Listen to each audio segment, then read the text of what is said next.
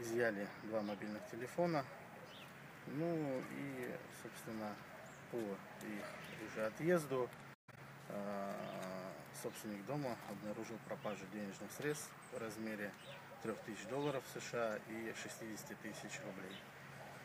По данному факту обратились в местный ОВД по Кировскому району города Старый Крым, где приняли заявление непосредственно от потерпевшего и объяснение.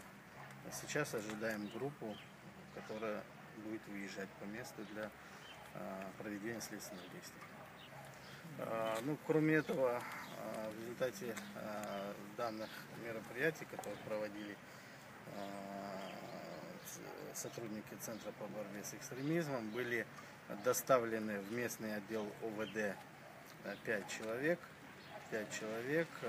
Это один из которых находится в трудовых отношениях непосредственно с частным предпринимателем, с индивидуальным предпринимателем.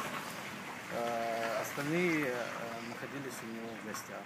Люди, ну, по всем доставленным в местный ОВД были составлены, взяты у всех объяснительные,